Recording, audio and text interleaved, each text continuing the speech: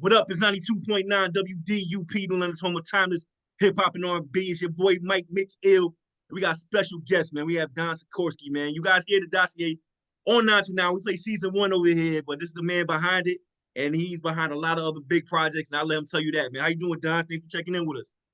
I'm doing well, Mike. Thanks for having me. So yeah, Don, real quick, just a quick rundown. You gotta get a long, lengthy background of yourself, but for our listeners out here, kind of tell, a little bit about yourself, your Connecticut roots, you know what I'm saying, and how you got to where you currently at. Yeah, born and bred in Connecticut. Started my career out of NYU with a an indie documentary film about the time in New York City where the hip hop police were popular. There was rumors that the NYPD had this secret unit that had hip hop under surveillance.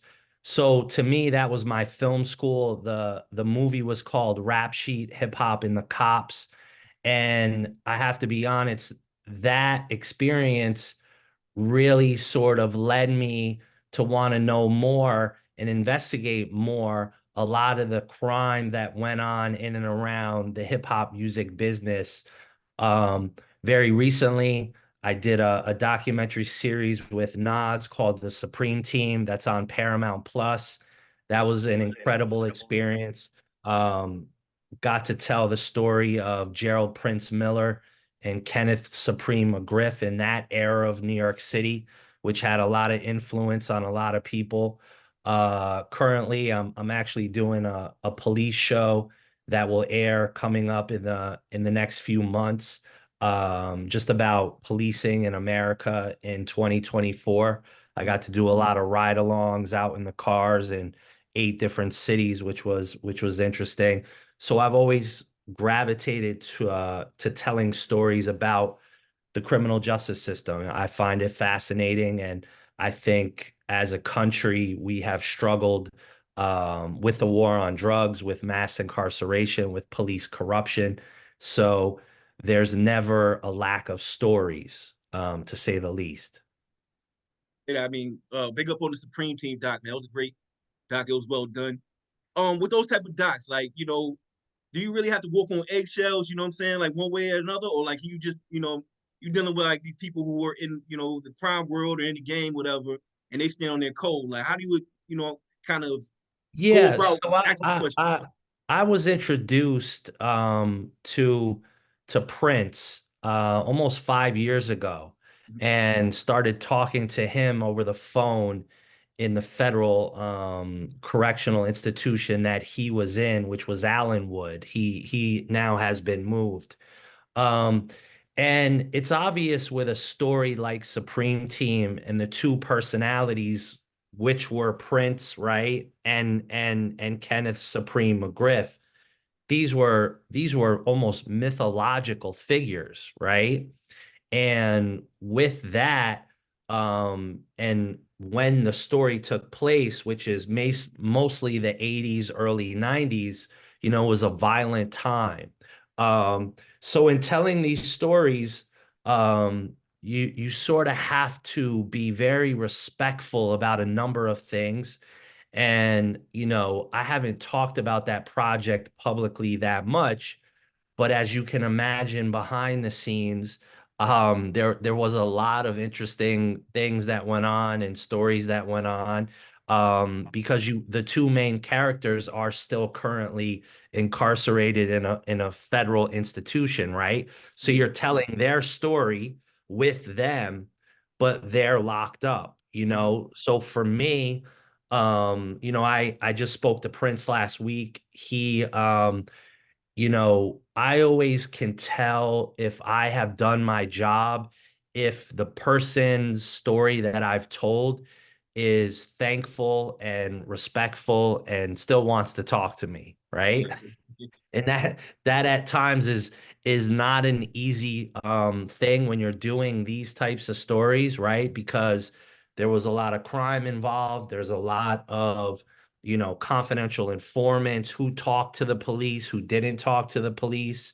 Um, a story that took place that long ago.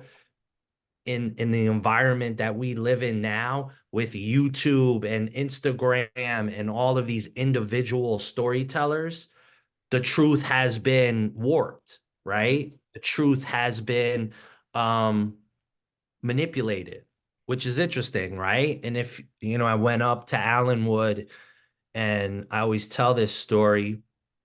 Um, I sat with Prince for 3 hours, and you know, we were talking, and this was in the middle of the project, and it was just fascinating out of all the stuff that I had read, right? For him to look me in my face and be brutally honest and say, yeah, that was true. This is true. But you know, 50 things that have been put out into the public on blogs or YouTube or social media are just not true, right? And that to me is is an interesting dynamic of where we're at today, right? With this, you know, I don't know how best to define it, but you have all of these voices and some of these stories that are historical stories are kind of chopped up and fractured into little pieces, right? And you never get the full look. So what I was happy about and proud of is we got Prince and Preem, you know, Mass Appeal, Peter Bittenbender, Peter Scalator, Pete Johnson, this team that we created. We were able to pull that off with some very strong personalities, right? These were leaders. Like Prince is a leader, Preem is a leader. People followed them. You know what I mean? So you had to handle that in the proper way, to say the least. Yeah, for our music heads, man. I mean, you go back to the 50 song, it said Supreme was the businessman and Prince was the killer. You know what I'm saying? Like, you know, going in there, like, did they live up to the expectations you had? Like when you met with Preem and you met with Prince, you know, and other Yeah, I spoke to Preem. I never met him in person. I spoke to Prince, and so I can speak about Prince and what, you know, Prince now is, you know, been in jail for an upwards of 33 years, I believe. You know, those guys went to jail when they were doing the Supreme team. What is astounding is they were so young. They were in their early 20s, you know, making millions and millions of dollars. Prince is a changed man. He went into prison and changed his life. He's been a mentor inside federal prison. Um, and I learned a lot of lessons from Prince as a man. I learned a lot of things about honesty and loyalty and morality. And that's an interesting thing to say. Someone like myself is learning lessons from an individual who is incarcerated in a federal criminal institution for, you know, narcotics offenses. But yet in my interactions with him, he taught me a lot about life, right? And how he led his life. Now, there's an argument to be made, you know, of the hurt to society that was done via the war on drugs, right? And these were young kids who felt they had to do what they had to do, right? You can make an argument, you know, you look at the war on drugs today, 30 some odd years later, and it's worse, right? So how long do people like a Prince have to pay their debt to society, you know, around crimes that they did when they were 19, 20 years old, right? yeah, Now, you know, in Prince's case, you know, there's some gray areas as it relates to violent crimes. Um, but again, you know, there are people, you know, behind bars because of the war on drugs that, you know, it begs the question, how long do they have to pay their debt to society as Mexican drug cartels flood America continually with more and more drugs, right? And billions of dollars, you know? So the hundred millions of dollars that went through Southside Jamaica, Queens is a 0.11% of, you know, the larger war that's going on, you know? Yeah, nah, make sure you definitely check that out. It was on Showtime, Supreme Team. We're here with Don Sikorski. So, how close did you work with Nas? You know, Mass Appeal. Like, how closely were you involved with Nas in your role putting this together? Yeah, I mean, listen, we talked in the early stages. I was able to connect him on the phone with Prince. Um, and when you do films like this, right? Nas is a busy guy. So, the people who are doing the investigation and the lack of the better word, the grunt work, he then comes in and he, does the interviews, and he was very involved because this story was important to him in a way, right? And he doesn't put his name on, everything, right? So it was an honor, to be a part of that project with him and with Mass Appeal and both Peters, Bitten Bender, and Scalatar. It was one of the better experiences of my career. Hey, I'm sorry if you mentioned this when I asked you to introduce yourself to the people and give your background, but like, what was your first big look? From being behind the camera and putting these projects together, being a producer as you are. What's your big one? Well, I was able to luckily produce two major Hollywood movies. I still don't know how that got done. The Infiltrator, which stars Bryan Cranston from Breaking Bad and John Leguizamo. That was a book I had pulled off the shelves in Connecticut and went to a good friend and said, "Hey, this would make a good movie." And 4 years later, that movie came out. Is still on. Can't rely You on the know, fans all the time. He the needs to the rely on streaming. himself, and he Hold on knows one that. second. He's only been doing that for about I 20 had years. some I had a TV on in the background of Oh, my I thought computer. somebody was hacking into our feed, man. Like, yo, Don, you Yeah, can't be yeah, fucking do that. someone's messing with. Uh, And then City of Lies with Johnny Depp and Forrest Whitaker. Those two projects, each of them took in upwards of 4 to 5 years to get done. They're major, Hollywood movies. Although I prefer doing documentaries and true stories, those were two incredible experiences, right? You get into TV and film, your dream is to make a movie, right? To go into a movie theater and watch that movie. I was able to do that. And it was memorable. But I feel that hasn't really defined who I am or what I want to do in my career, which really is to be more of an investigative journalist and do a lot of, what the work I'm doing now, which is documentary film around issues and around topics that I think are just important for our country as a whole, as we move forward. yeah, you're absolutely killing with the dossier. You know what I'm saying? Like, I'm an internet sleuth. You know what I'm saying? And like when I see you actually doing the real investigative work, man. You know what I'm saying? I'm there every Monday now since this, second season drop. And we're gonna get into that in a second. But I want to get back to City of Lies real quick. I, was there a problem with the rollout? 'Cause I remember I was looking forward to it coming out, and maybe there was like a snag, and then it eventually came out, and then it only went out overseas. Like, can you kind of explain what went down with the rollout of that? Yeah, I mean the original financiers, had financial difficulties. And there was a period of time where the film was shelved, and Brad Furman, the director, who I went to NYU with and has been my friend now in upwards of 20 years, he fought to find other financing for it to ultimately come out. But yeah, it was a film that had a lot of issues towards the end of it. Obviously, you had Johnny Depp and all of that bad press and bad news with him and Amber Heard.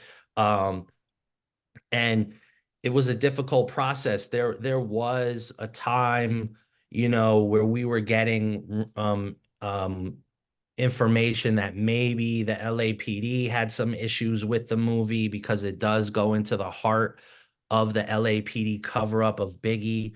But at the end of the day, Brad fought tooth and nail to get it out of, basically it was sitting in a bank, right?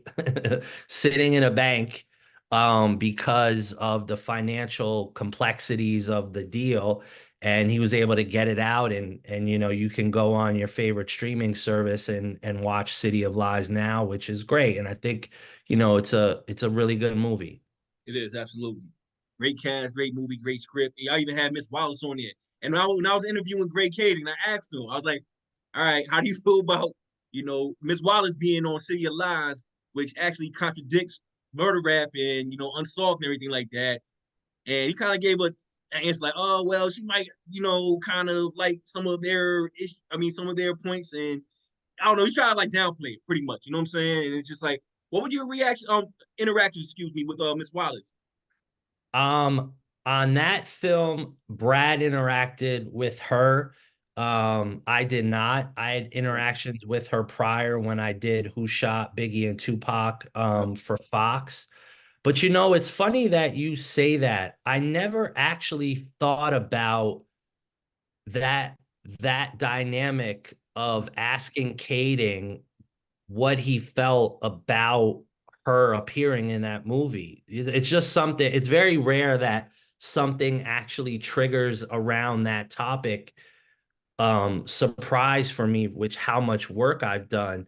But that's an amazing question to ask him, right? That I don't You flip it know. on afterwards. I I said would you can see it yourself and see his genuine action. You know what I'm saying? Like I I interviewed him would maybe 2 years love ago. to, Yeah, yeah, I would love to hear that audio or watch how he responded to that, because it kind of, what do you say to that? yeah, You know, because there is a person who remains unimpeachable in all of this, and that is Valletta, right? absolutely. And you know, um, let's put it this way. The family and her and Perry Sanders and the lawyers that went and sued the city of Los Angeles, in her heart, if she really felt it was some random person that killed her son and not the city of Los Angeles being involved, a la the LAPD, do you think she would go through that pain and anguish of what she went through to have to go and sue the city? And it wasn't an easy thing to do, right? So, for me, that's just another, piece of information that kind of, you know, puts to rest Kading's information and theory, you Yeah, know? yeah, and man, I just had a question. Like, nah, like you gave a great answer to that, and I had a question. That's kind of, what I mean, called brain fog. But so you we'll start here. So you talked about the Fox show you had, and it was great. Who Killed Biggie and Tupac. It was great. You had Haitian Jack on there. You even got Suge calling on the phone. You even got what's my man named Freddie Moore, who got hit with a ricochet, I believe, and you were able to get some good people that you normally don't see on these type of documentaries. With the whole Shook thing though, with Ice-T and Soledad, do you feel like they could have pushed a little bit harder on Shook a little bit? You know what I mean? On his involvement when he's talking about like the crooked cops and the death row cops, you think they could have went a little bit harder, or they Yeah, kind of tread the ball? it's an interesting dichotomy, right? I mean, Ice-T is one of the most incredible people to work with in television, and he's very professional. In Soledad as well, and that was an incredible experience.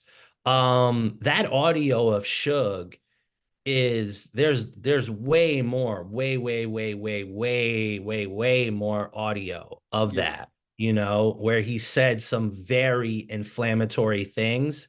And I believe that Fox's legal team decided not to run some of that stuff. But he was pretty freewheeling and pretty interesting. You see a small piece of it in the show, right? Because it's the show.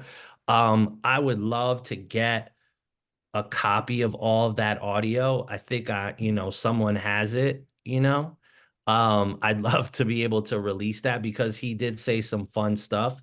Um, and I think as much as Soledad, who her position was the sort of investigator to ISIS, you know, sort of hip hop legend, uh, reputation. And I think that's a good like combo of them too. Like so that she's the, she could kind of press a little bit, and Ice T could kind of like mellow the person out because he's Ice T, and you know what I mean? Sure. With Suge and Yeah. everything. So I think that was a great dynamic. Yeah. And I Yeah, don't think there's anyone that doesn't like Ice-T, funny enough, like yeah. in hip hop, he's like he's like Switzerland, Oh, in a so great. Suge, so my bad, but what do you think about Suge Knight coming out with his own podcast and taking collect calls? He just took a collect call with Cat Williams. You know what I'm saying? Like, can you get him on the dossier somehow? Like, that'd be fire. You know what I'm saying? Like, if you could get him and give I him a would talk, I whatever would you love come up with, to. I yeah. would, yeah. I think it's amazing that, he's doing his own podcast. Um, and let's be honest, let's be real about it, right? When you talk about these things, there are a few individuals that have information that has not been released, and he's one of them, right? Yeah, Chuck Phillips, the LA Times journalist, is probably another one. A bunch of people within the LAPD are another one. But I mean, listen, the most fascinating things that I think that Suge has said via the podcast are, or is said, historically, is if you solve one, you solve the other, right? And he's basically said in no uncertain terms that it wasn't, Keefe D and Orlando Anderson, right? And he was there. yeah, And he's always never really talked about it or said he would ever talk to law enforcement. It seems he's as he's getting older, he's like, well, I'll talk about this, I'll talk about that. Why not? Right. yeah, Um, so I think it's great. Why yeah. not? Like, I hope he keeps releasing episodes, and I'd love to have him on and speak to him. Um, that would be incredible, That's you what I'm know? saying. Can you get back in touch with Ice T? Like, how are you able to connect? Or with Suge Knight during the Fox show. You know what I mean? And then, can you still Yeah, get back some of your that contacts, make that happen for the dossier? yeah, to get Suge was a very interesting story that included a few people and some money. Okay, okay, cool. If you want me to tell it, I'll tell it. Yeah, for But sure. Yeah, yeah. um, Oh, and and I gotta go back to when we talk about Miss Wallace. I wanted to get to this question because I always thought like I get why like we know Biggie's worth like what he could have been worth 500 mil, maybe at this point a billion. You know what I'm saying? But do you think that put a hindrance on them to actually solve it instead of saving their butts? You know what I'm saying? Like, do you think like just that dollar amount kind of made it a little more difficult to actually get something done?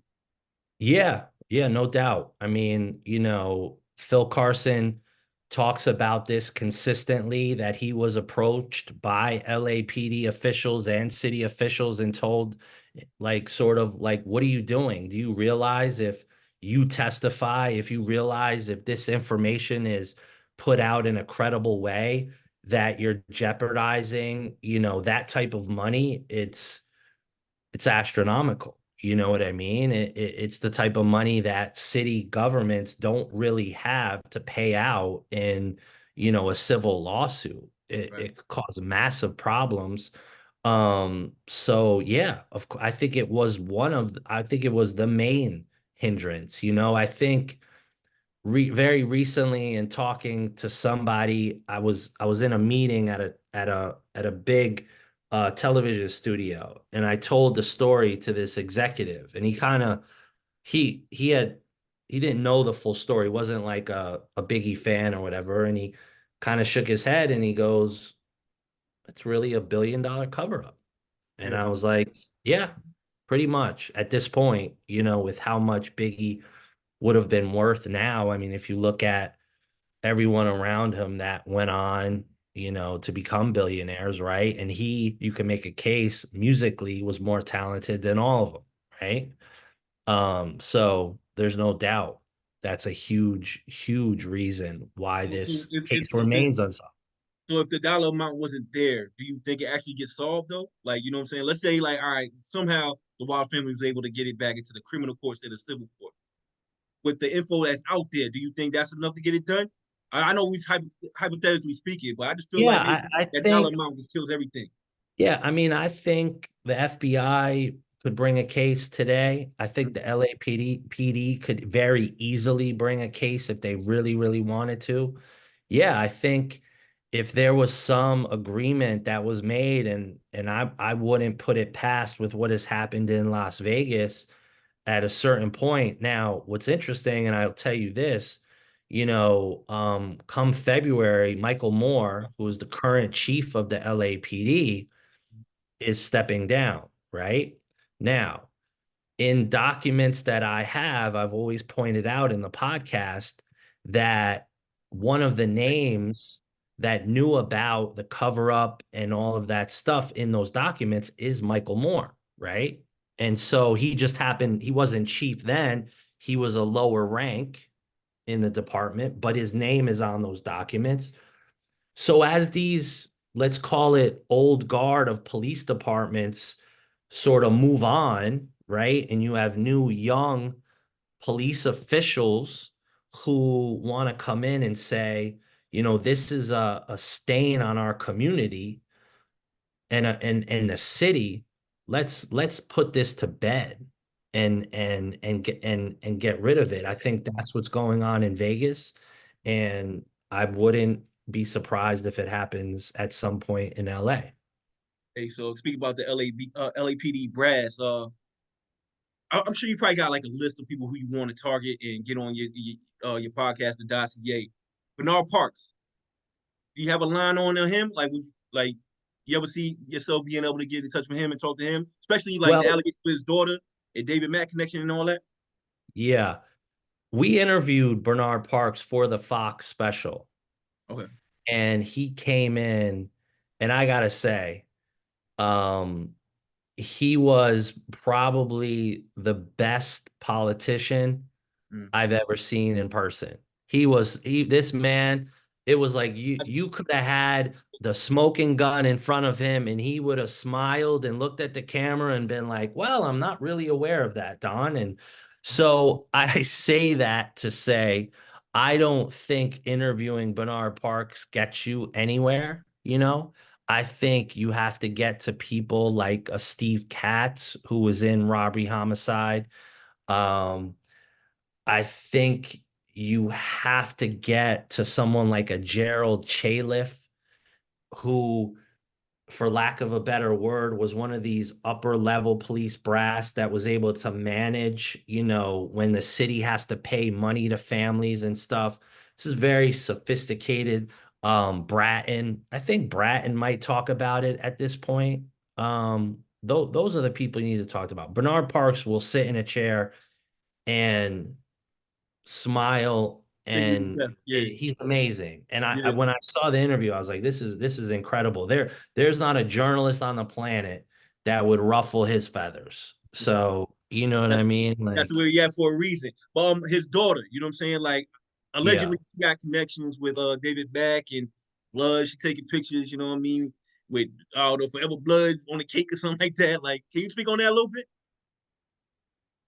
Yeah, I mean, no secret that Michelle Parks was hanging out with David Mack and Rafael Perez, was involved with those guys. More than three people have told me they saw the actual photograph that exists of, the three of them hanging out.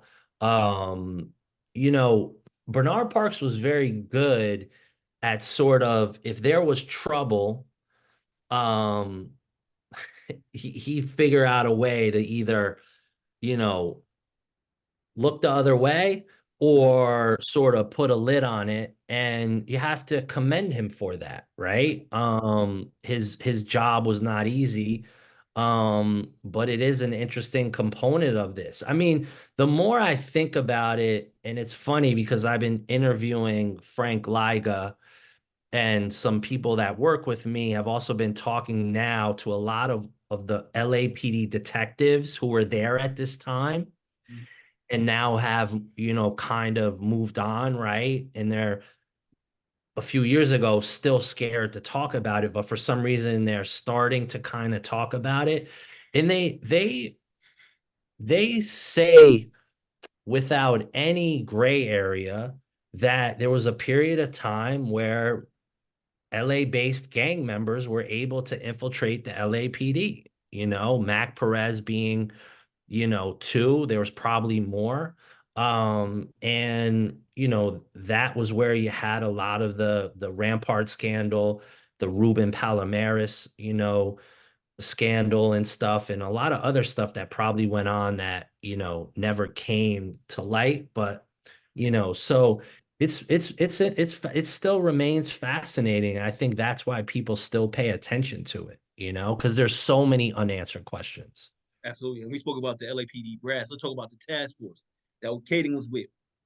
Like the unsolved miniseries that was on Netflix, man, kind of like a buddy cop film. Like it was Dupree and Kading.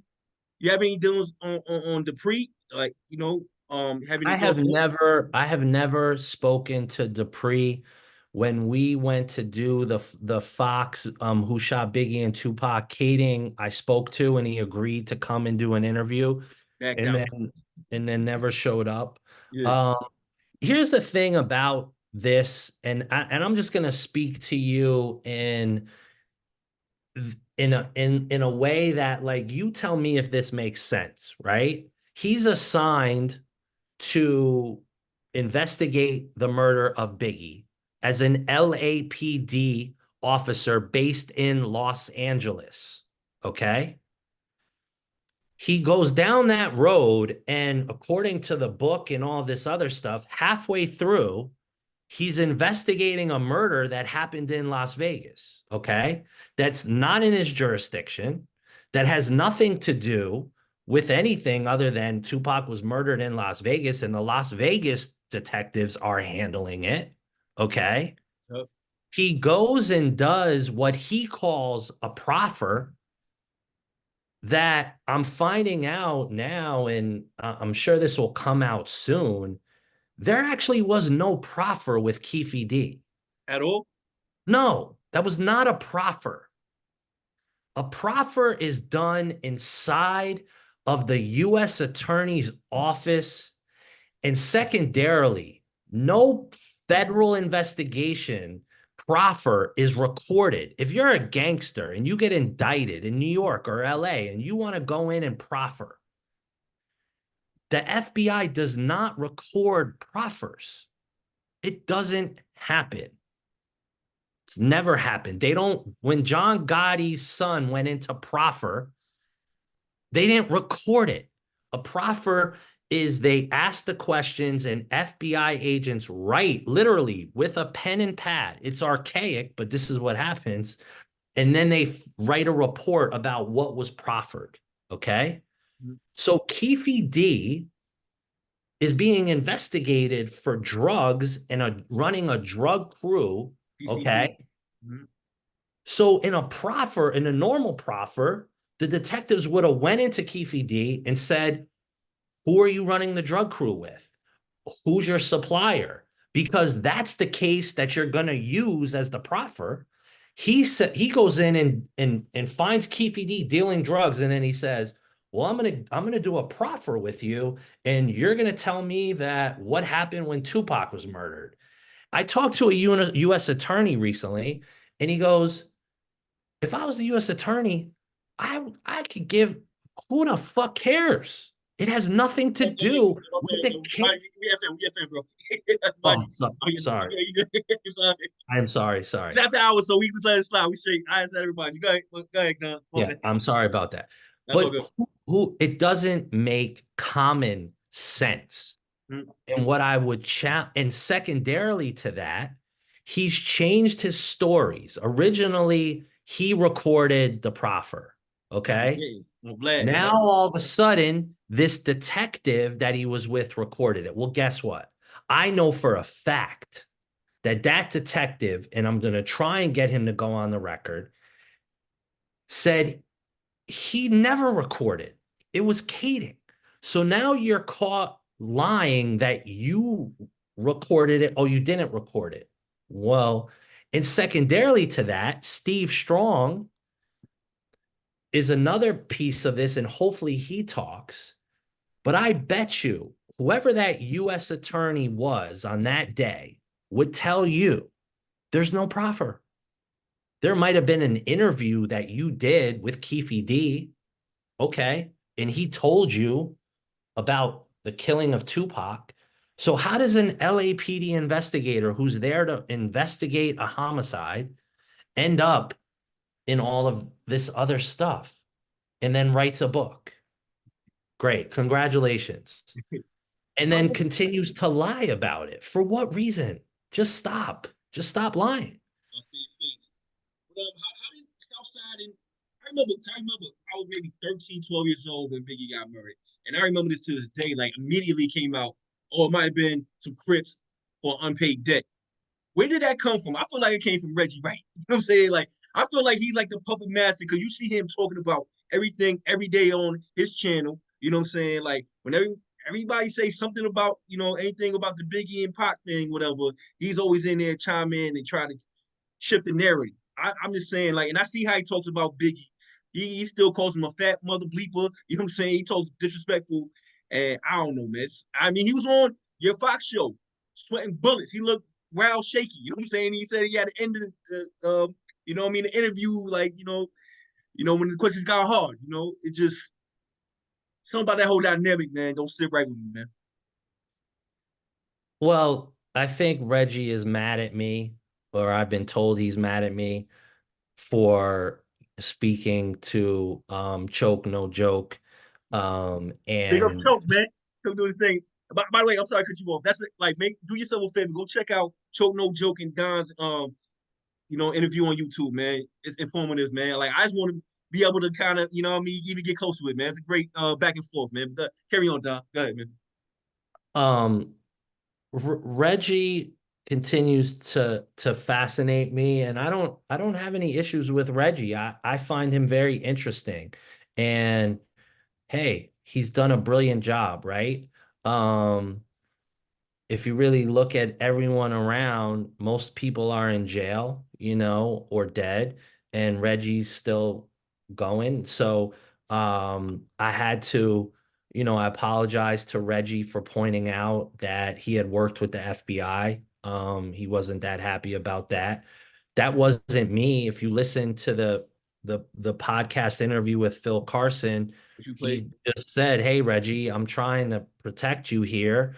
I'm sorry, Tom. Before you go on, can you kind of explain? Because like we already played this on the radio station over here. Because we've been playing season 1 every Saturday, and we played that episode with the back and forth with Reggie, and you talking about the 302s, and you're this. Can you kind of explain that for the in layman's term for the untrained ear, like what exactly that means and what role Reggie had Yeah. played? During a certain span of time, the FBI had a number of confidential sources and confidential informants that were inside death row, right? And they were looking at death row for various things, for narcotics, for guns, money laundering. And they had a number of the people who worked at death row, to include Reggie, who were speaking to the FBI and giving the FBI information. That's as simple as that. You want to call it an informant, you want to call it a snitch. I can be nice and say what the FBI defines it as in court documents is a confidential source or a confidential informant, right?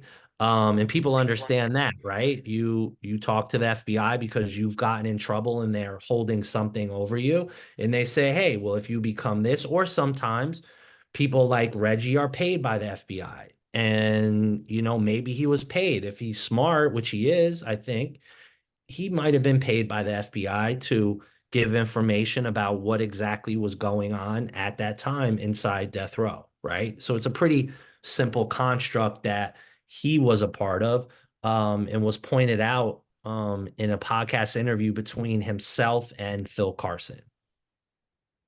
Yeah, man. What can we do to get Phil Carson on like a bigger platform? Like, can we get him on Vlad TV?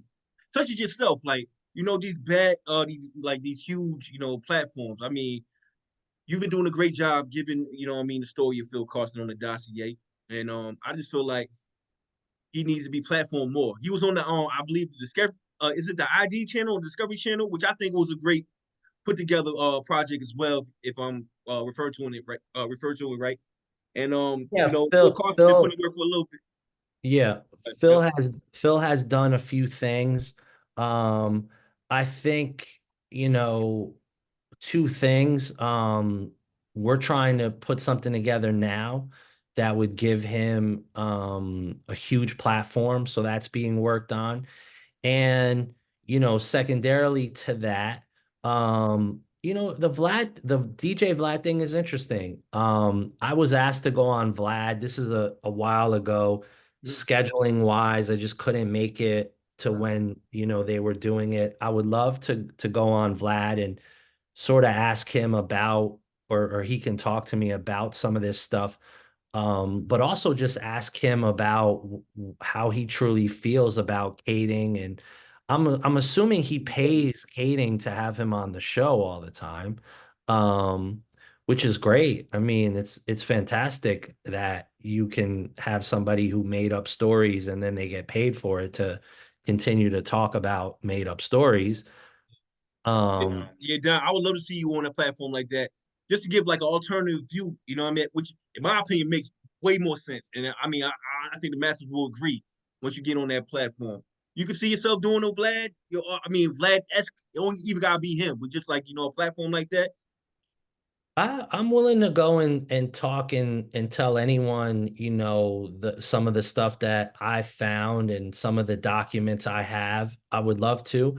And I think it's important just because, like I said, a lot of misinformation and, for lack of a better word, red herrings, and it's kind of look over here where the truth is right here.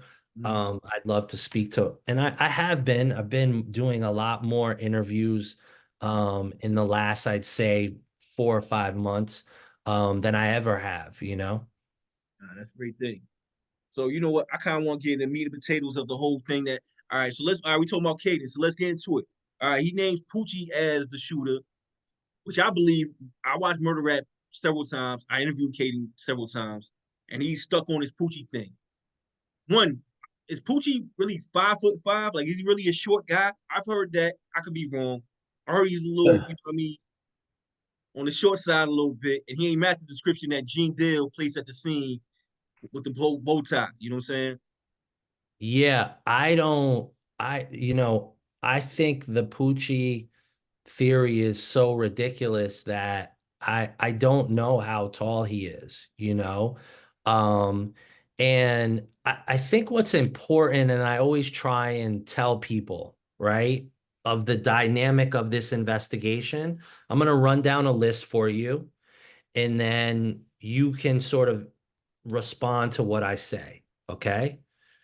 Russell Poole starts the investigation and is on the path of putting David Mack, Rafael Perez, Amir Muhammad as the conspiracy to murder Biggie. He starts it, Russell Poole. Now, Russell Poole, if you talk to anyone within the LAPD, not Greg Kading, okay, not Reggie, if you talk to people who spent their careers inside the LAPD, they'll tell you Russ Poole was one of the best homicide detectives to ever work robbery homicide.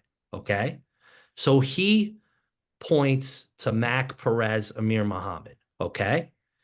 Then after Russ Poole, Phil Carson, an FBI agent, decorated FBI agent. Again, I've been working with Phil now for an upwards of 6 years. I've spoken to a number of people at the FBI. You cannot find a person that'll say a bad word about Phil Carson and his morality integrity. Okay. Phil Carson proves Amir Muhammad, David Mack, Rafael Perez with the resources of the FBI, which means wiretaps, Mhm. which means an upwards of 18 to 20 confidential informants, which means tracing of bank accounts, you name it, that the FBI and what they can do, right? Yep. Okay, so that's two. Let's go to three. Miss Wallace hires Sergio Robledo. Sergio Robledo worked South Bureau homicide in the LAPD.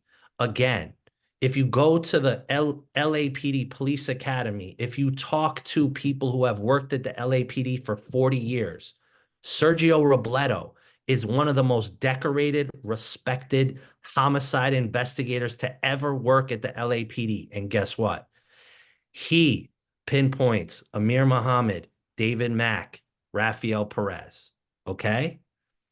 Lastly, Richard Valdemar works gangs for LA County Sheriff's Department, okay, in Compton. His career is based in Compton, his whole career. And he does all of these gang investigations, works with Reggie Wright and knows Reggie Wright. And guess what? He puts it at the feet of David Mack. So you have Richard Valdemar, Sergio Robledo, Russell Poole, and Phil Carson. And then on this side, you have Greg Kading. So tell me if I'm crazy. And I'm not sitting here as Don Sikorski saying this is what I think.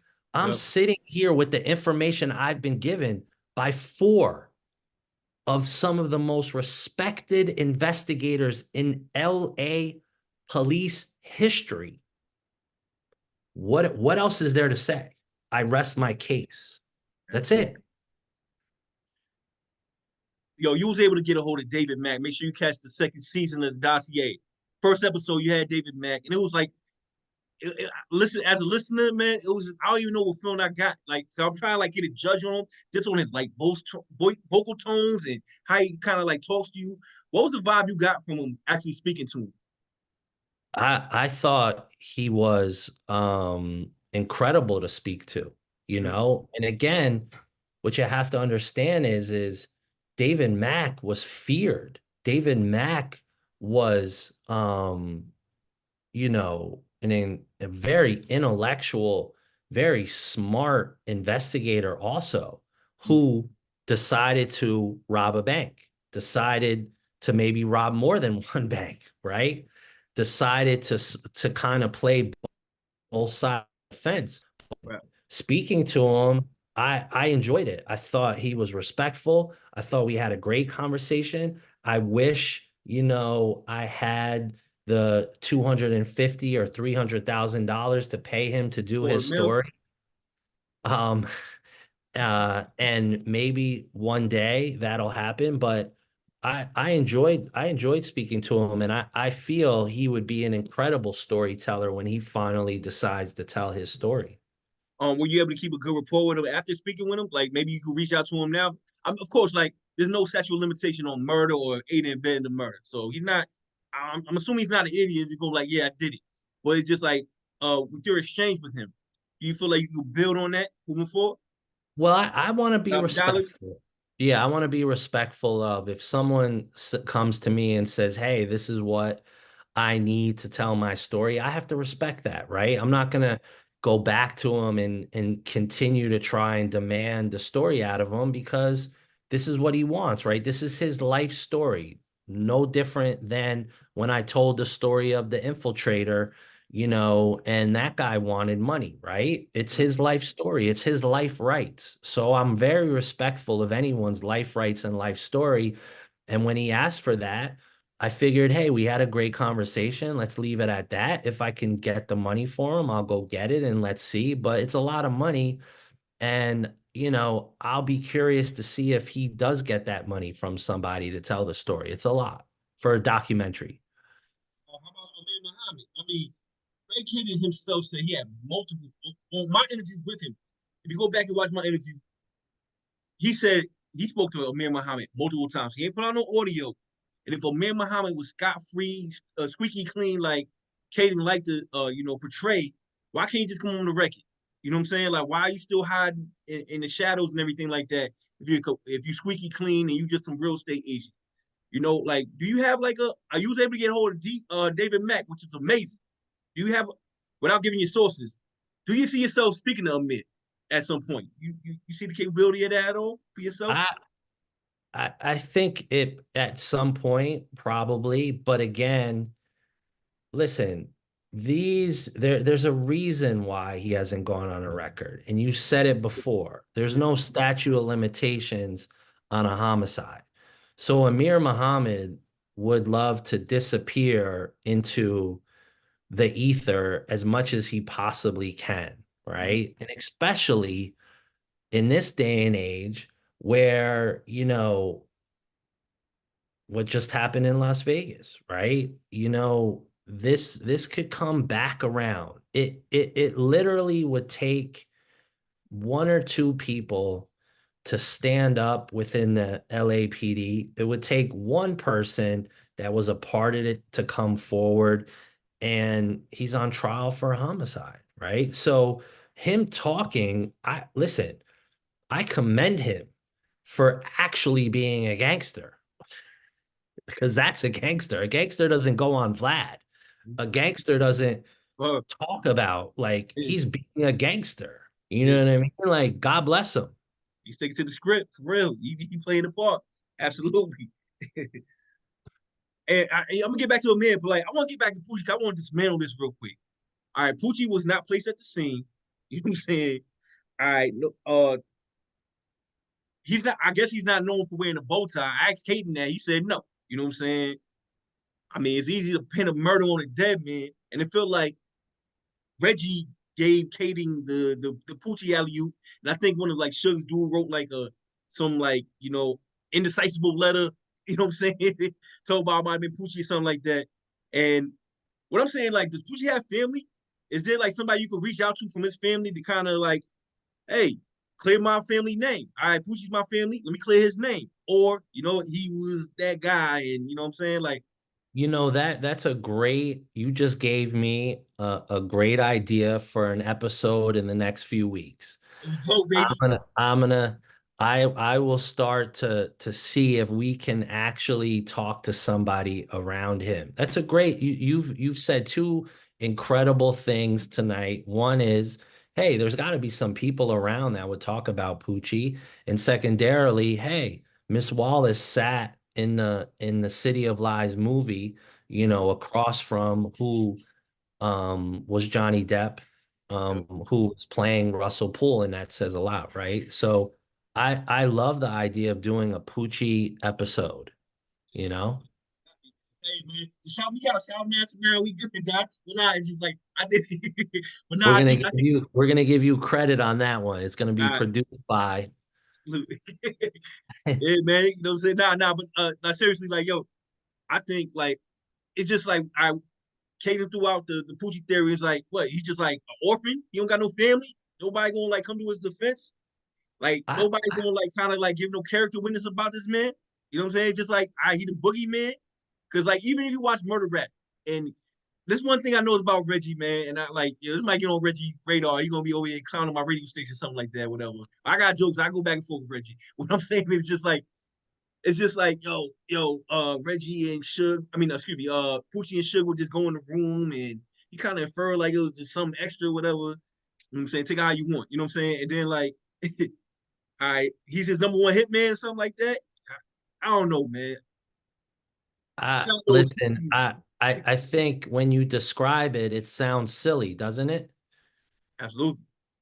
But listen, I think you bring up some valid points that again would just dismantle some of the nonsense. And it is true. I'm sure people would talk, I'm sure he had family, I'm sure he had friends. Um, and he passed, so it is a convenient way to, put to rest the the story of it, But here, let me ask you another common sense question, okay? The LAPD, the city of Los Angeles, have been tormented by this unsolved murder. Okay.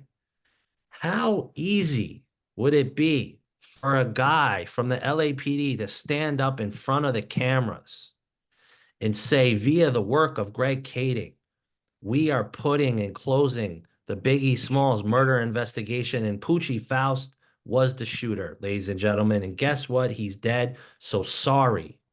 How easy would that be for the LAPD? That would make everyone's lives so easy, wouldn't it? And yet, when Greg Kading was working in this secret task force that he created in his mind in his book Mhm. to solve two hip hop murders, right? Which no task force could ever do in a million years in any country, state, city, municipality on the face of the earth.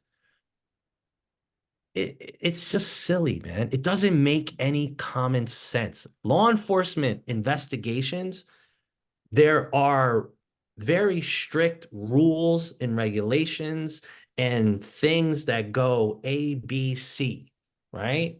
It's all there. They're written in manuals, right? So it'd be very easy. And yet, when he solved this murder, everyone in the LAPD went, "Thanks for playing, Greg." Got him Like, up out of here. So let's talk about the Tammy Hawkins angle. I'm not gonna say Teresa Swan. That's the last time I'm gonna say that name. Because yo, first off, I asked Gray this too. I was like, all right, you protect Keefe D, and you gave his real name out and all this, but all right. So this woman, Teresa Swan, whatever, helped orchestrate a murder, but you protecting her because she's a woman. You know what I'm saying? Like, yo, no, it's Tammy Hawkins. You know what I'm saying? So, what are your thoughts on the Tammy Hawkins angle of the whole Greg Kading story? well, you can remind me, and because I haven't decided to read his book in a while, this is the one who like he like takes her to a Starbucks and yeah, and I don't know what to say. I don't have an explanation for that other than I'm assuming again she's in trouble for something, right? Was she in trouble? She did Yeah, so something? I'm gonna try to run it back best I can. You know what I mean. So it's actually on the murder rap video documentaries too, as well as the book. But pretty much, all right. He finds out like one of Suge Knight baby moms, whatever, out here, doing scams and everything like that. Whether it's cars and all that. And he was like, oh, that might be an angle to take. And I guess he happened to catch a trip, slip and everything like that. Carter was like, "Oh, we could take your kids, this, and this. But yo, we here for a homicide. What you know about the Biggie murder?" And she like, "I don't know nothing. I know nothing." But again, if my memory serves me right, I could be wrong. So anybody watching, you like, yo, go in the comment section, be like, "Yo, all right, nah," but like, who she got on the radar for Greg Cady because of Reggie Wright and one of the death row like hood security dudes. Can't remember my man's name, but he wrote like a thing, whatever. And that's where, he got the light bulb, whatever, saying like, all right, Poochie might be somebody. And then he saw the connection between Poochie and Tammy Hawkins, whatever. And then they concocted like a rouse or something like that. Like they wrote together like their, what I mean, educated opinion about what happened. And they confronted her saying like, "Oh yeah, you used to act like you was a paralegal to go back and forth with Suge and everything like that to put together this murder." And then Poochie was like, Suge's go-to man. You know what I'm saying? And she supplied the money and she supplied the directions and everything like that, and that's how I got done. I could explain Yeah, that I better, mean, but that's pretty much listen, the premise of it. Yeah, I'm willing to live in a world where Reggie Wright Jr. and Greg Kading solve the murder of Biggie. Like yeah, I'm ready for that if that can happen. Like I'm here for that. yeah. I would congratulate Greg Kading and Reggie Wright Jr. So just think about that. Why don't Reggie Wright and Greg Kading talk anymore? They solved the murder together. Why don't they speak anymore? No, I they feel wasn't like if ready to I vote. solved a murder with one of my friends or acquaintances, that's a pretty cool thing to do, right? Why don't they talk? Cheers. You know what I'm saying? Hey, drink. You'll celebrate your win. But nah, that's the thing, man. It's just like, yo, I just see the way Reggie talks about Biggie, man, the vitriol. Like, I don't see Suge Knight talk crazy about Biggie. I don't see none of the Dole Pound talk crazy about Biggie. I don't see none of the Tupac family talk crazy about Biggie. The only person that talks crazy about Biggie calls him a fat mother bleeper. You know what I'm saying? Call him a BAN. You know what I'm saying? He's talking about like, yo, if I did kill Biggie, wouldn't y'all be happy? Go to Bomb first and see him. He talks crazy about Big. That's why, like, yo, that's why I have no problem bombing on Reggie now. Like, I don't know that man, but it's just like, yo, just that vitriol, because I feel like this is just a working theory of mine. Whether he was behind the Pac thing, and that's a whole nother story, or he is trying to make up because of his, his lack of, ability to do his job, help orchestrate murder big, and he even said that with Trayvon Lane. Trayvon Lane, for those who may not know, was like the dude who allegedly whispered in Tupac's ear, like, "Yo, that's the dude that took my chain." And then Tupac took up on Orlando Anderson, and the rest is history. And then Reggie over here bombing on him. You know what I'm saying? And he actually threatened him. You know what I'm saying? Allegedly. You know what I'm saying? But I mean, it's clear as day. But you know what I'm saying? Yeah. Well, I it's just think it's interesting in a something. sense, There's like, something like right psychopathic about this dude, man. Yeah, I at don't know. the Yeah. at the end of yeah, I mean, I hey, I told Reg that I would love to come on Bomb First. Yeah. That was a week ago. I haven't heard when He's been he's quiet since KBD got bailed. I'm just saying. Hey, what's your thoughts about KBD getting bailed? But I go ahead now. I think it's fantastic, right? I mean, listen, I'm not sure what case the district attorney in Vegas is going to put on and who they're going to put on the stand. I think, the work of RJ Bond, the work he's done on that case. And I know RJ is working on a project right now. I'm not sure when that comes out, but I'm sure when it does, it'll put to rest a lot of the nonsense that's gone on around that also, right? Again, you can't really make this stuff up. I mean, so Keefe D goes on Vlad for 10, 15 years, gets paid, talks about a murder, and then now is charged with it, and he goes, no, no, no, just kidding. No, Yeah. no, no. Entertainment, entertainment. Um, I it's so crazy and ludicrous. It's sad, you know? And again, I blame Kading for some of it because he's also on there talking about a proffer of Keefe. So if I'm Keefe D, the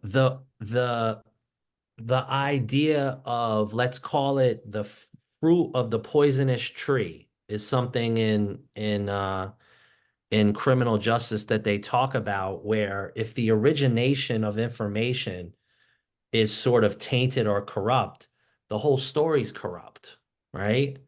So if he sits down for a proffer about a drug case because he's selling PCP and Coke, and he says in a proffer, I killed fucking Barack Obama, Yeah, yeah, yeah. you can't, there's nothing, no one cares. The US attorneys, that's not what they're there for. They're there to prosecute. The best way to explain this, I'm trying to think of the best example of this, is say any mafia family, okay? Say the Genovese crime family, say Sammy the Bull Gravano, okay? When Sammy the Bull Gravano decided to cooperate against John Gotti, okay? He went in the room, and Sammy, okay, talked to them about 19 murders that he did. But all the US attorneys wanted was, what did you do for John Gotti? What crimes did you commit with John Gotti? You are going to tell us the 19 murders, but we're going to do nothing about it because it has nothing to do with the case that we're prosecuting, which is a RICO case with you and John Gotti. Okay? So the example of Kading in this proffer is the dumbest thing I've ever heard. It doesn't make sense. I would love for Vlad to ask him in his own interviews, why did you tell me in one interview this, and now you're telling me this? I pulled up the videos and watched it because I thought I was losing my mind. And I'm like, he said this like 5 years ago, and now he's saying something different. Like, why, as someone who does this for a living, wouldn't you say, or pull it in front of them in an iPad and say, hey, Greg, this is what you said 5 years ago. And now you're saying the opposite. So what is true? You want to tell me the truth?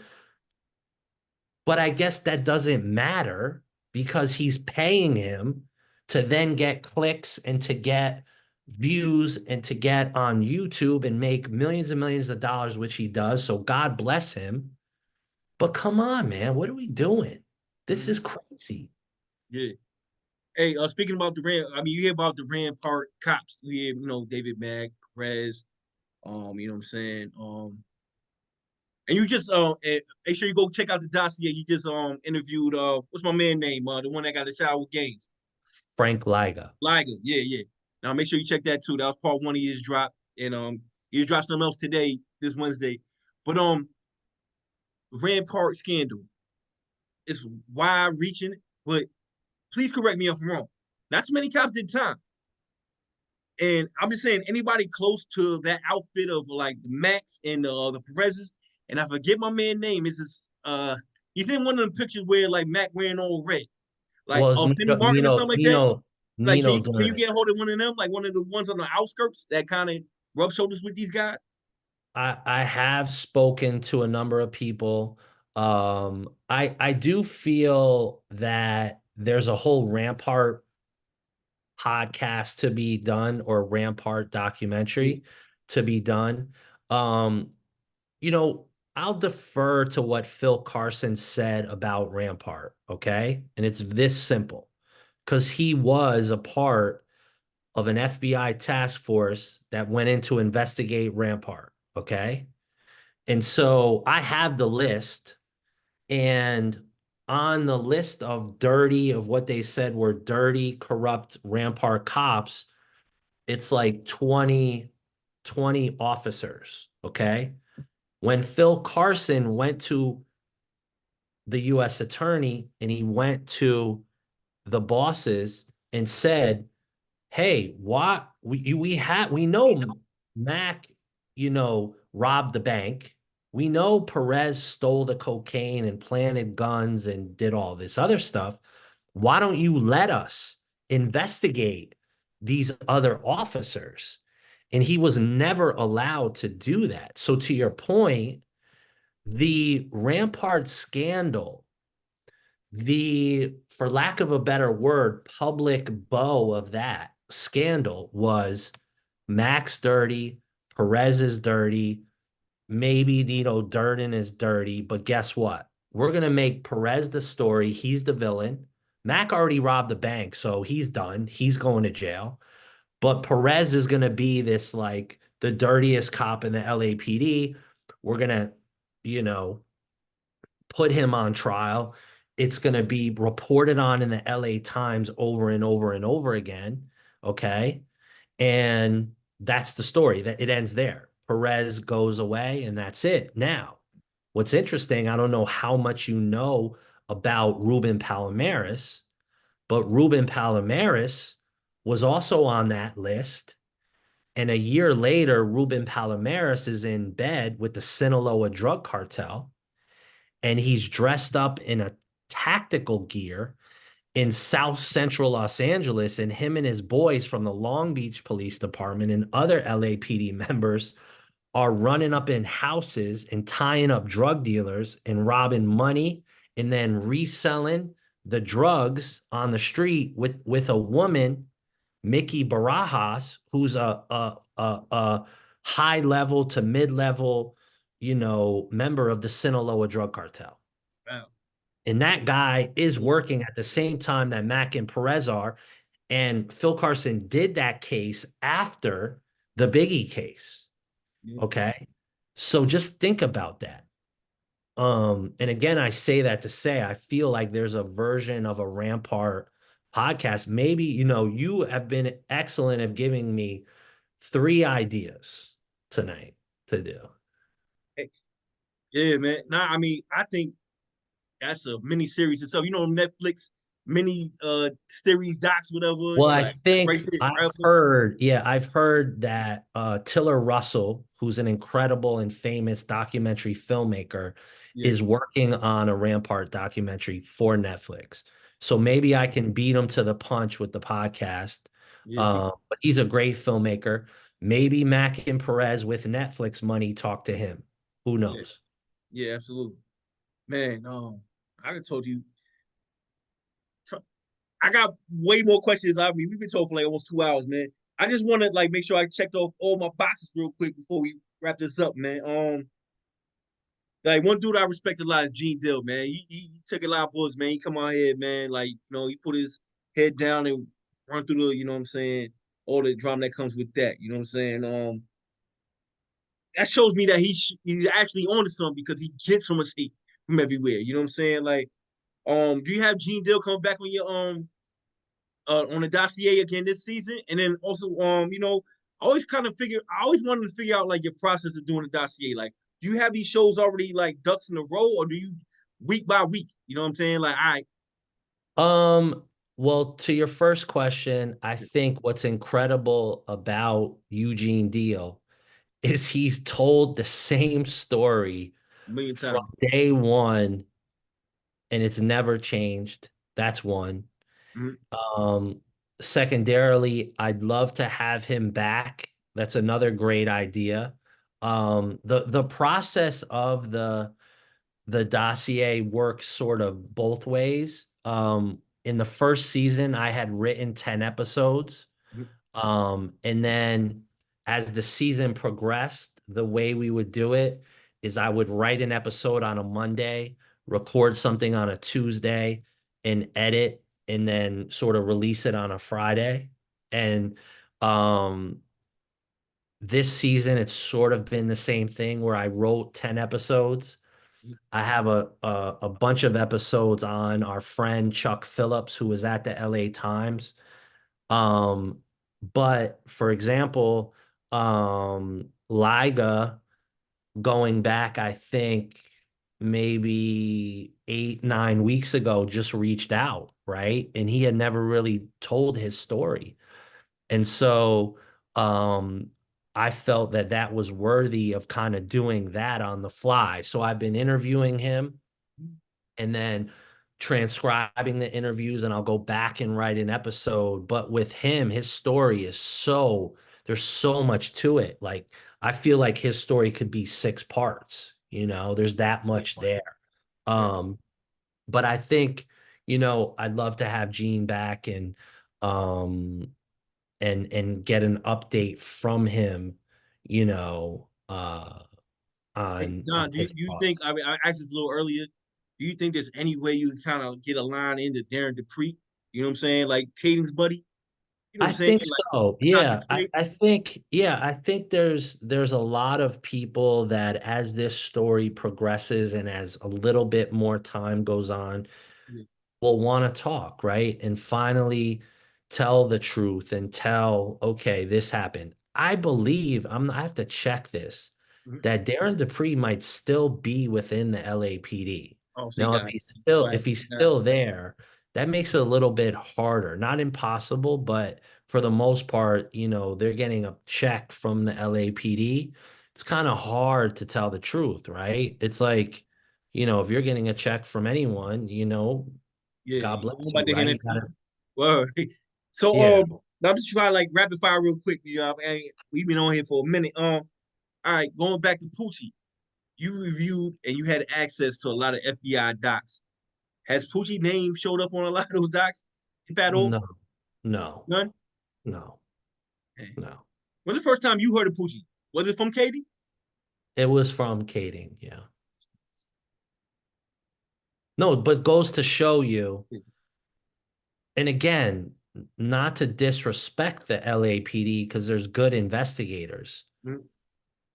But when Phil went to do his investigation, if you read and go through all of the documents, the Poochie Faust is it's not, there's no there's no mention because there's no reason to go down a path that is just not true and a lie.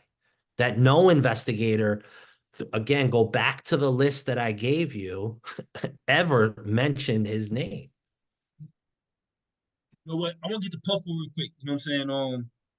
Gene, going back to Gene, he mentioned that leading up to the demise of Biggie, I forget, maybe it was like the Soul Train Awards where they had an exchange where, Death Row finally met Bad Boy and he was over there yelling blah blah blah, whatever. But before that, there was like somebody from the FOI, NOI, whatever, that, wanted to, do harm to Puff, you know what I'm saying? And he's a bow tie rocket guy, you know what I'm saying? Like, did you ever look at the angle that it might have came from there? FOI, NOI? It's funny you are saying that because I had a conversation the other day with somebody, sort of, and I've gone to my friends before and said, I really feel somebody should do a documentary on the FOI, And he kind of looked at me like I was crazy, and he was like, I don't know if that's a good idea. Um, so I mean, listen, I think it's all relevant around the idea of Amir Muhammad and what was going on around that time and the players involved, you know. Um, I'll refrain from saying anything else because I just don't, I've never done research into the FOI. Um, something I just haven't read. I was gonna go and see if there are any books or any journalists have done work, on it other than around the assassination of Malcolm X, I know there's been a lot of work done around that, Yeah, but in Netflix. general, Yeah, yep. you know, Mhm. Yeah, man. So yo, if somebody was the sitting next to you and like, yo, Don, who killed Biggie? Can you just like say it out flat? You know what I'm saying? Like, what is your thoughts on that? I mean, you have working theories, and if it's just that, then just say that. But do you feel no, I like mean, I think like, all right, this happened? it was Amir Muhammad who Mhm. killed Biggie. With the help of Mac Perez and maybe Gaines and maybe two other people that probably will never be known. But that's what's been found by the FBI docs. That's what was found by every investigator that worked on this case. That's where it pointed.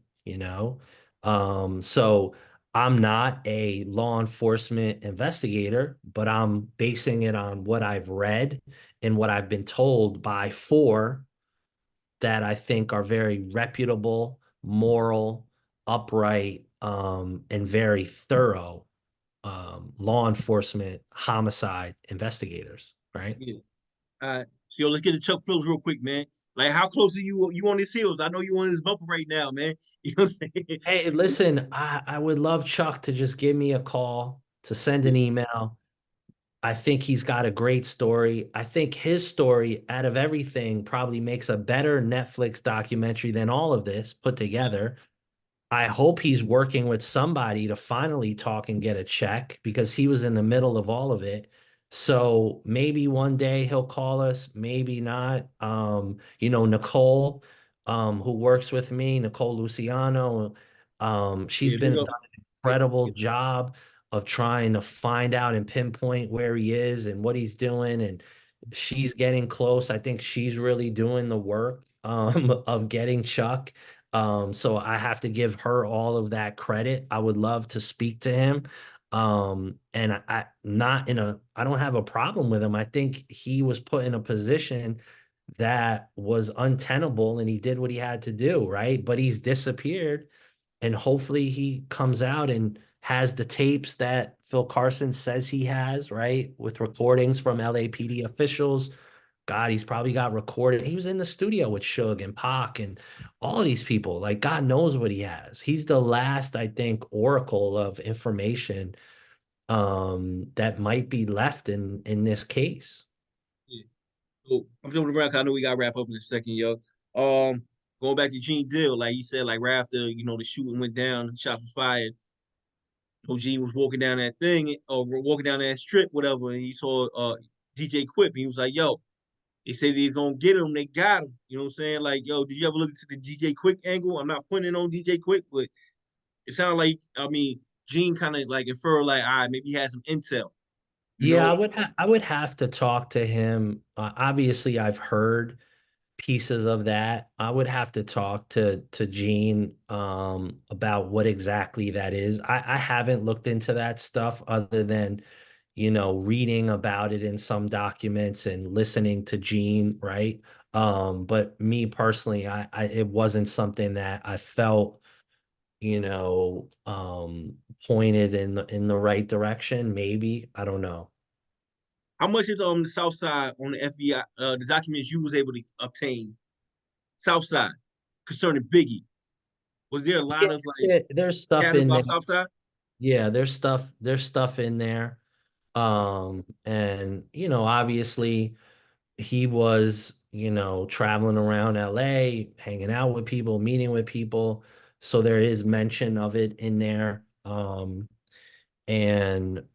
obviously all that stuff is interesting. And I think it's something that, when you look at that side of it, you start to look at, Zip, Eric Zip Martin, and some of that stuff. And I think he was a real guy. Um, but again, I think it's a little bit of a rabbit hole. Yeah, I hear that. Um, I'm just doing rapid fire right now. I think I got everything covered. You over here with Dan Sikorski, man. Like, yo, this is like our current JFK, at least in my mind. So I think it's so fascinating, man. I appreciate everything you're doing. I was making sure I got all my questions covered. Anything else you want to say while I scan my notes? You know what I'm saying? No, I just really appreciate you having me on Yeah, the show. And it's always, nice to speak to people who have followed this stuff and listen. It's just been an incredible experience. And anytime you want me to come back later on in the season, I think we'll probably do, another 10 episodes of the dossier. I can come back towards the end and, yeah, whenever you want to have me, that'd be great. um, let me know and I'll make sure to tune in and listen to the show now that I know, um, it's out there. Yeah, absolutely. Thank you, Don. But all right, I found two videotape from the Peterson, $1 million cars, whole bunch of hip hop people out there. Were the videos destroyed or were they confiscated? Even on the murder rap doc, I peeped this because I watched this. I watched it multiple times, and they would show like surveillance footage, but they would like scrambling it up, and I felt like it was like them scrambling it up, like the people, the LAPD or whoever was actually. Yeah, there is video in the FBI files. There is um a photocopy of some of that video Yeah, that was there. There's a ton of video. That were you able to get video, your eyes on it? Were you personally, were you able to like watch it with your own eyes, or you just hearing about it? I was told by Phil Carson, Okay. that he saw screenshots of it. Mhm. The LAPD, I would make a guess, most likely definitely has that, right? Mhm. They had the ability to probably use it. And they have a lot of the people involved on video. Mhm. Um, and a lot of this stuff, if, listen, Phil tells the best story around what they do or what they did with information. He shows up at LAPD to have a meeting, and detectives are showing him what are called the murder books, which is like physically almost like notebooks that keeps track of the investigation. And there's pictures of surveillance video, and he wasn't allowed to take copies of it, but he said, "Hey, I'm going to come back the next day. I'll take some notes, blah, blah, blah, blah, blah." When he comes back, all of that stuff is gone, Yeah. you know? So, um, definitely video, a lot of video existed. It just is either in the LAPD or was destroyed. Man, I wish they could show that, man. Real. You know what I'm saying? So, all right, this is gonna be my French question. I'll let you go, Don, man. Again, Don Sikorski, man. The dossier. Make sure you check it out on all platforms, man. Great info, man. I mean, if you hearing what he got to offer right here, man. My man is well knowledgeable about this stuff right here. You ever look into the Diddy? Like, again, I got preface my question. I feel sore for even doing this, but it's just like, yo, the Diddy equation, right? You heard Eugene did when they had that little, like, you know what I mean, the little dust up with Death Row, and Diddy went back to his hotel, whatever, and he was like, I don't care, Pop guy die, big guy die, Suge Knight guy go to jail. That's exactly how it happened. And then, you know what I'm saying? 6 months later, after Pac died, you bring Biggie out there. You know what I'm saying? And you keep saying Biggie wanted to go out there, but no. I've had Kirk Burroughs of it in studio, president of Bad Boy, Gene Dill, and other people say no, that was a puff call. You know what I'm saying? Big was supposed to go to London, kept him in LA. That was a puff call. Did you guys ever look at that standpoint? Like Puff involvement. Became the I biggest star after personally, Big died. yeah, I don't personally see the validity in that. That's just me personally. Okay. And secondarily to that, it is now a fact that, the target of that night was not Big in any way, shape, or form. I It believe was, it was Puff. And I think Phil so. talks Yeah. about it. It's in documents. Puff was the target, right? And it just happened because of Gene and the light and all of this stuff Yeah. that Biggs, Suburban stopped at that light. Flashing So I red light. don't, You talked to G. I'm sorry, Don. But from what I heard, it was a flashing red light. Why did the driver? And have you spoken to the driver? I believe it's G Money. Like, why did I he did, stop? I've never spoken to the driver. It's a great question. Mm, I don't have that answer, right? I really don't have that answer. okay. Other than, you can make a case that there was not sophisticated security in Big Suburban, right? Gene was a pretty on it, sophisticated security, uh, Yeah, but have you dealt with Reggie Blaylock? Isn't he like a cop from that area? he Off duty or was, I something? believe, a Long Beach police officer. Yeah. Have you spoken to him? Oh, I have not. I've tried. I've Okay. tried. He would be interesting to speak to, definitely.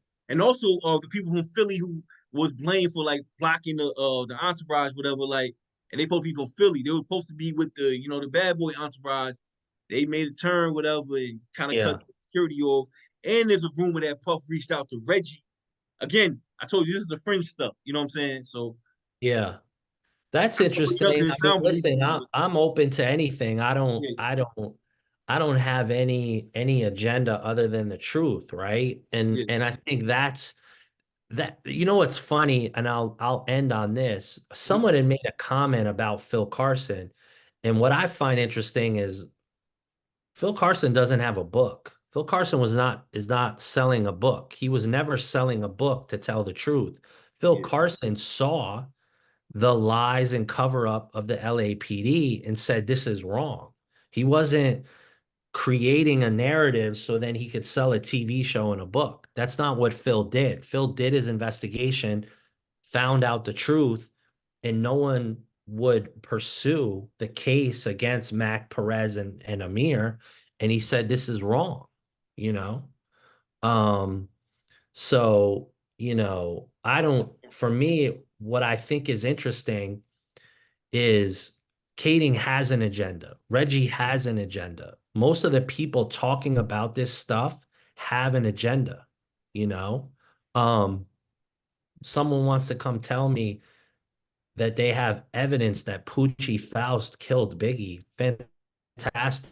Like to bet, you know? But I just find that hard to believe, you know? nah, I'm with you on that, man. So yo, Don, you'll keep you. I ain't keep you any longer, man. Don Sikorski, man. The Dossier drops every Monday. Make sure you check that. And he just told me live on air I spy like 3 more episodes, so we gonna get y'all, what I mean, some episodes. But nah, yo, Don, man, it's been a pleasure, man. And again, man, would love to have you on. You know what I mean, periodically, man, so we can kind of I'm here whenever you want. Just let me know. Thanks, right, man. man. Don, All man, right. much respect, Thank you. man. I appreciate you, bro. All right. All right, man.